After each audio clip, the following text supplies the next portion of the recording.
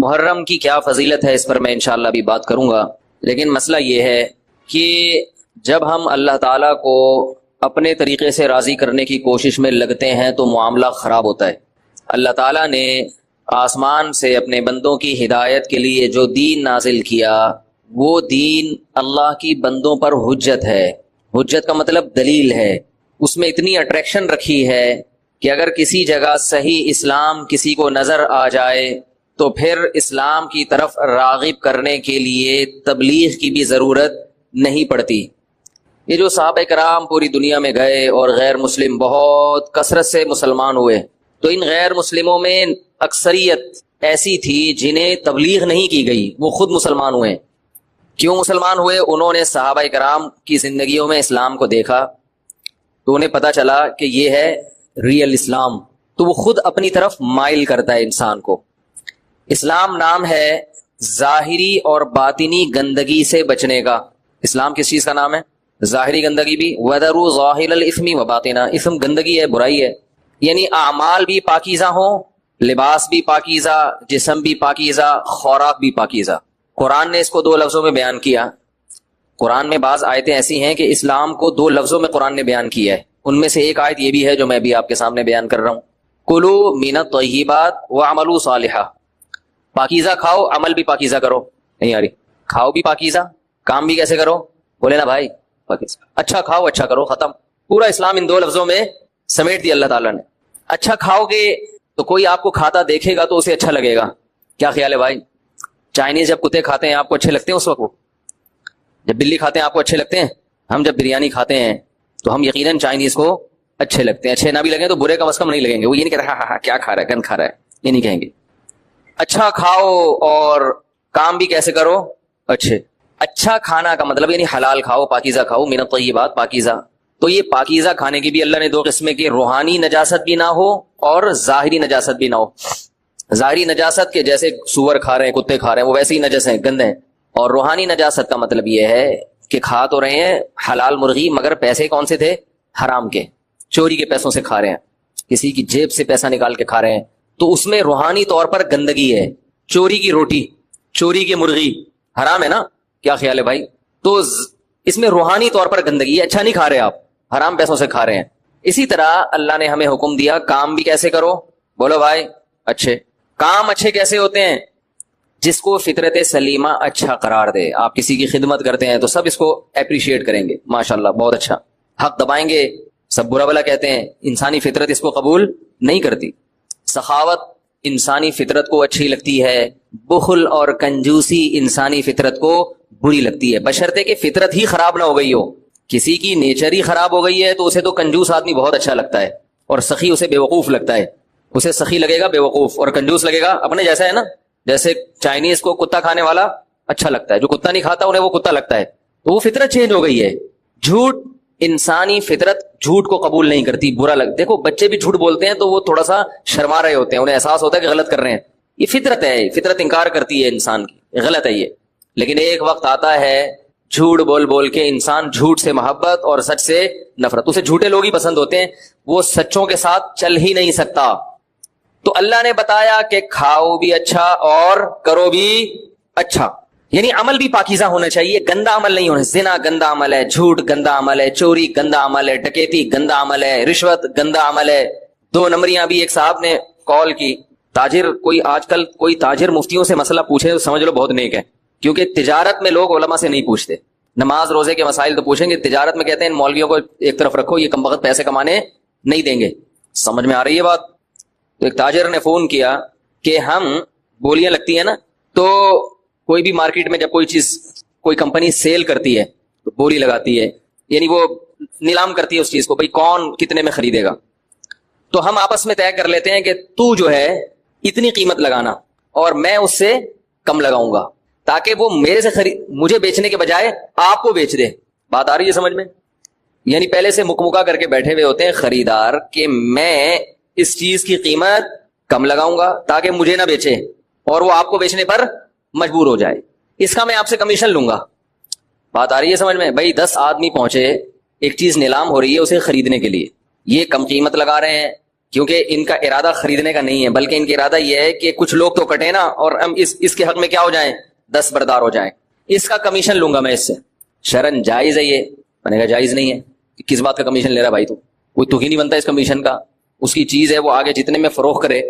رسول اللہ صلی اللہ علیہ وسلم نے نجش سے منع کیا، وہ یہی ہوتا ہے کہ آپ بولی میں شریک ہوتے ہیں، آپ کا ارادہ خریدنے کا نہیں ہوتا، بس ریٹ کو ایک حد تک لانے کا ارادہ ہوتا ہے۔ یہ آپ دھوکہ دے رہے ہیں بیچنے والے کو، آپ جب ریٹ لگا رہے ہیں یہ چیز میں 1000 کی لوں گا، آپ کا ارادہ نہیں ہے، وہ یہ سمجھ رہے ہیں کہ 1000 میں واقعی ایگری ہے لینے کے لیے، آپ کا مقصد ہوتا ہے کم ریٹ تاکہ زیادہ والے کو بیچ دے وہ، تو یہ دھوکہ ہے۔ اور یہ مارکیٹ میں ہول سیل کے حساب سے یہ دھوکہ ماشاءاللہ پبلک بولو نا بھائی دے رہی۔ تو کہنے لگے اس کا تو فائدہ بائر کو جا رہا ہے، جو بیچنے والا ہے اس کو فائدہ ہو رہا ہے۔ بائر بیچنے والے کو کہتے ہیں، خریدنے والے کو کہتے ہیں، بیچنے والے کو کہتے ہیں۔ وہ میں نے وہ پچھلی دفعہ انگلش میں بولا نا، I have had a car for 10 years اور I have a car for 10 years میں فرق ہے، تو واقعی فرق ہے، کسی انگریزی دان سے پوچھو جا کے۔ سوال لوگوں نے کہا وہ فور پہ زیادہ زور دے رہے ہیں کہ فور ہی استعمال ہوگا، تو میں فور یا سینس کا مسئلہ نہیں ہے، وہ تو مجھے بھی پتا ہے سینس کہاں استعمال ہوتا ہے، فور کہاں استعمال ہوتا ہے۔ مسئلہ یہ ہے کہ میرے پاس ایک کار 10 سال سے ہے، اس کے لیے آئی have a car for 10 years کا جملہ غلط ہے، سمجھ رہے ہیں؟ میرا جو فوکس کر رہا ہوں میں ہیو ہیڈ اور ہیو، یہ ہیو کے استعمال کو میں یہ مقصد کوئی شعبہ میں مجھے تو فارغ آدمی ہوں انگلش میں، لیکن میں بتا رہا ہوں کہ جو ہمارے بہت سے پڑھے لکھے بھی کیا ہیں، فارغ ہیں، یہ کہنے کا مقصد ہے۔ اور ان سسٹم کی وجہ سے، ایسا نہیں کہ لوگوں میں صلاحیت نہیں ہے، سسٹم بیڑا غرق کر رہا ہے، تعلیم ہے ہی نہیں، تو وہ فور پہ لوگ زور دے رہے ہیں، فور کے بجائے فور ہی آئے گا، سینس نہیں آئے گا، وہ تو مجھے پتا ہے سینس اور فور میں کیا فرق ہوتا ہے۔ مسئلہ یہ ہے کہ وہ ٹینسز کا استعمال نہیں آتا بہت سے لوگوں کو، آپ کو آتا ہے، جو بیان سن رہے ہیں ان کو آتا ہے، ان کے علاوہ کی بات کر رہا ہوں۔ تو جو بیچنے والا ہے نا، بیچنے والا وہ کہہ رہے وہ تو پھر فائدہ لے جائے گا، اس کو کیا ہو جائے گا فائدہ، وہ تو پھر اپنی منہ مانگی قیمت پہ چیز بیچے گا، اس کو ہم منہ مانگی قیمت پہ بیچنے سے بچنے کے لیے یہ کرتے ہیں۔ تو بھائی اس کا حق ہے کہ وہ اپنی چیز منہ مانگی قیمت پہ بیچے، یا آپ کو کس نے حق دیا کہ آپ اس سے یہ رائٹ چھینے؟ بھائی ظلم کی ڈیفینیشن یہ نہیں ہے کہ چیز مہنگی بیچ رہا ہے، ظلم کی ڈیفینیشن یہ ہے کہ جس کو اللہ نے جو حق دیا ہے آپ اسے وہ حق استعمال کرنے کا موقع نہ دیں۔ سمجھ رہے ہیں؟ یہ میری پگڑی ہے، مگر اس کی قیمت 1 کروڑ روپے لگا دوں کہ میں 1 کروڑ میں بیچوں گا، تو کیا یہ ظلم ہے؟ بولو نا بھائی، کوئی ظلم نہیں، آپ نہ خریدو، آپ کیوں بیوقوف ہو کے 1 کروڑ کی پگڑی خرید رہے ہوں؟ پہاڑ ادھر جاؤ، ادھر سوراب گوڑ میں جاؤ، آپ کو یہ مل جائے گی 1500 2000 روپے کی۔ ہاں میں اگر دھوکہ دوں، میں کہوں یہ قائد اعظم کے زمانے کی پگڑی ہے اور قائد اعظم نے بھی اس کو اپنے سر پہ ایک دفعہ باندھا تھا، یا علامہ اقبال نے مجھے گفٹ میں دی ہے، یہ کیا خیال ہے؟ وہ ایک آدمی نے دیوار بنائی ملتان میں نا، بہت بڑی دیوار بنائی، ٹکٹ لگا دیا اس کو دیکھنے پر پیسے کمانے کے لیے۔ لوگوں نے کہا کہ یہ جو ہے اس کو کیوں کوئی دیکھنے کے لیے آئے گا؟ اس نے کہا یہ میں یہ ثابت کروں گا یہ بہت قدیم دیوار ہے، بہت قدیم دیوار ہے، تو وہ جو آثار قدیمہ کی وجہ سے لوگ دیکھنے آئیں گے۔ اس نے کہا یہ کیسے پتہ چلے گا قدیم دیوار ہے؟ اس نے کہا پتہ چل جائے گا۔ تو اگلے دن وہ آیا، دیکھا اس پہ لکھا ہوا ہم قائد اعظم کو ملتان آنے پر خوش آمدید کہتے ہیں، دیوار پہ لکھا ہوا تھا ہم قائد اعظم کو ملتان آنے پر خوش آمدید کہتے ہیں۔ تو یعنی وہ اشتہار لگا دیا کہ جیسے لوگ سمجھے یہ اس زمانے کا لگا ہوا ہے۔ تو اگر کوئی دھوکہ دے رہا ہے، کوئی گڑبڑ کر رہا ہے، باتوں کو گھما رہا ہے، لفاظی کر رہا ہے، پھر تو ٹھیک ہے بھائی، یہ دھوکہ ہے، جائز نہیں ہے۔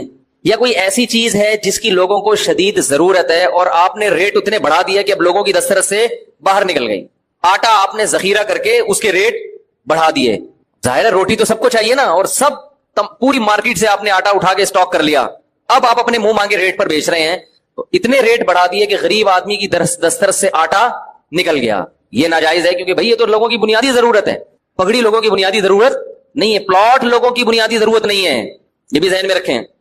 گاڑی لوگوں کی بنیادی ضرورت بولو بھائی نہیں ہے، تو گاڑی کے ریٹ اوپر جائیں گے نیچے آئیں گے، سب کچھ ہوگا۔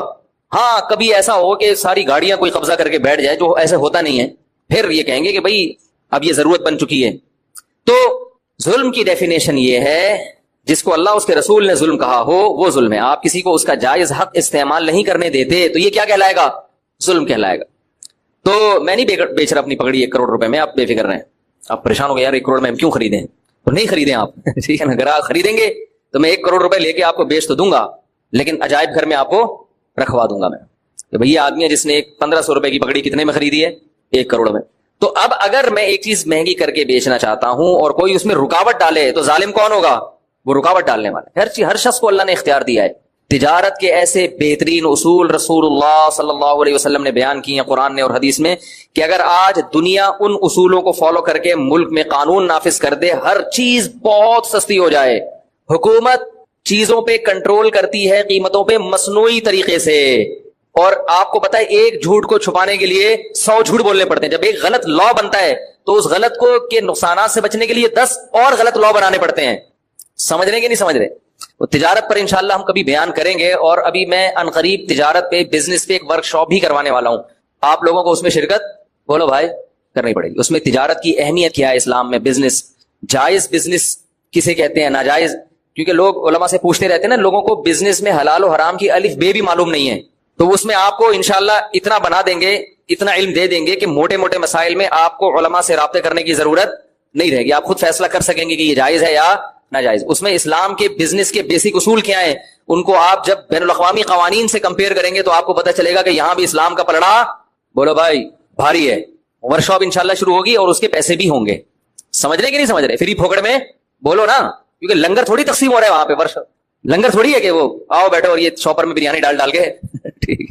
کیونکہ لوگوں کو بہت تکلیف ہوتی ہے جب کسی ورک شاپ کے پیسے رکھ لیے جائے نا, اتنے گندے گندے کمنٹس آتے ہیں لوگوں کے. لیں گے طبیعت سے پیسے لیں گے انشاءاللہ آپ سے, بے فکر رہیں. لینے کے بعد غریب کو کھلا دیں یا کسی بیوہ کو کھلا دیں. وہ جیسے ابھی چھوڑیں, زیادہ تفصیل میں نہیں جاتا میں, وہ ہماری مرضی, یہ خود کھا جائے ہماری مرضی ہے. وہ جس نے آنا ہے نہیں آنا نہیں ہے, بڑھ میں جائے, کیا خیال ہے؟